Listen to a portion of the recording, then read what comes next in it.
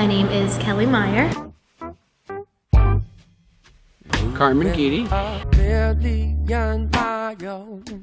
My name is Mike Foster, and I can say I'm the chaplain and the shift leader for the rescue mission. And what do you do as a profession? My profession is I'm the morning anchor, producer, reporter at WENY News.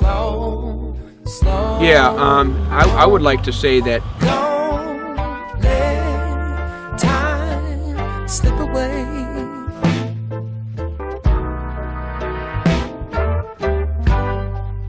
Tomorrow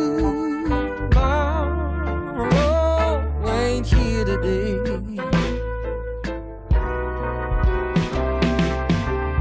Alright, so if I were to dress like a homeless person for Halloween, what would I wear? I started to ask questions in Ithaca about where I could serve. You know, to be honest, I didn't even realize there were any homeless in Ithaca.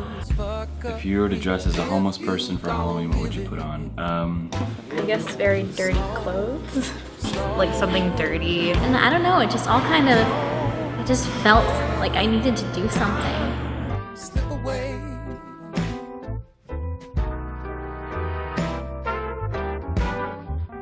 Tomorrow ain't here today.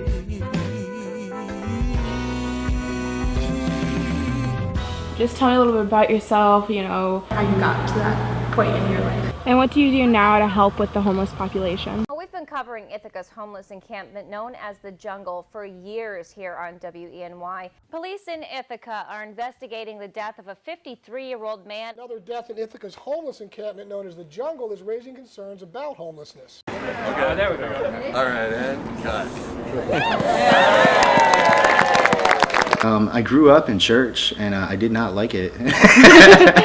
I spent a lot of time homeless in my late teens and my early 20s. I come from being an alcoholic, coming up on 7 years sober. Being able to experience hope in life, being able to experience life being something that I never thought that it could be, I have to bring that to other people. There are people down there that are working, that have done service in the military, that have been in combat, and work full-time jobs, and they just don't make enough to survive. One of my friends down there wound up there because of an injury. He owned his own business working on cars, and there was a air pump where a piece blew out of the air pump and it hit him in the side of the head. Not having enough money for medical insurance, it went untreated, and there's a span of about 3 months that he just doesn't remember.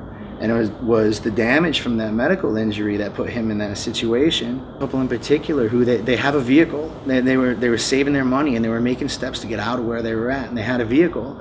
And then they got ticketed for having their vehicle down there because technically it's trespassing.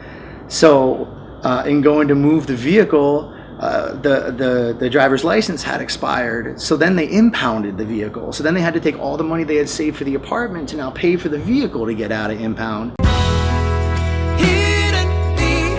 All the time that we keep, years, months, weeks, I gotta find the right mindset for me. 'Cause time ain't free.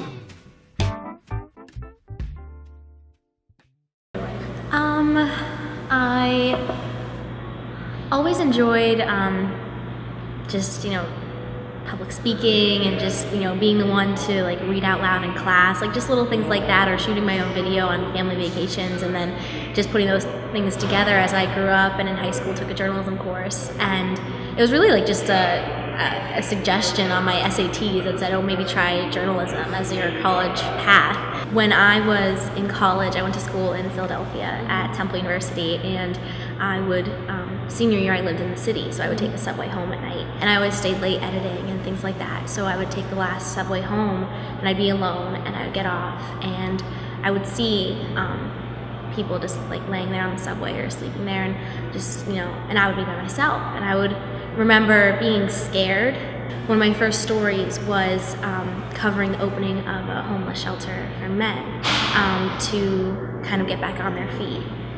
And when I did the story there and talked with specifically, there was one man, and I don't remember his name, but him sharing his story of like how he became homeless and how this place was helping him get back on his feet, it made me realize that they're people. And when I was in college, I ran by them like they was a monster to be afraid of.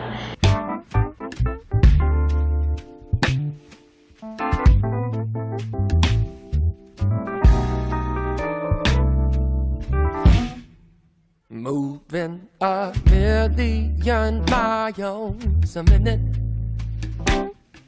Slow, slow, boom. Early on, it was just coming in to the jungle, which is a homeless community. And it got involved with some meals for the homeless in Ithaca, and then from there learned that there was a population of homeless people in Ithaca. I actually took a mission trip to Haiti, and my eyes were open to those that are a lot less fortunate than myself.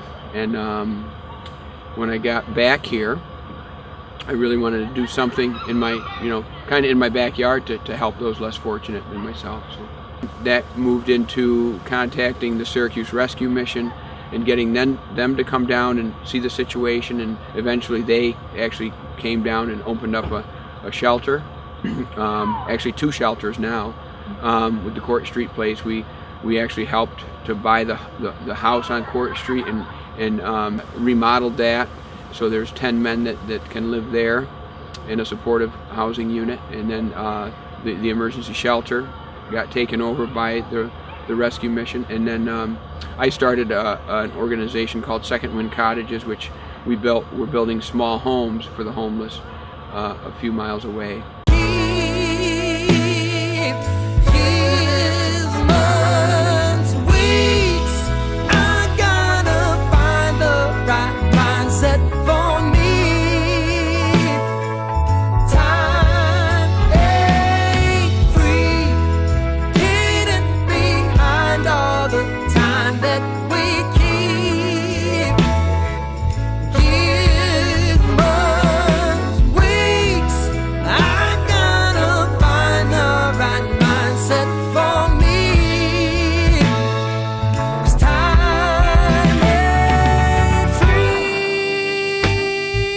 What I would love the community to get is don't let fear make your decisions.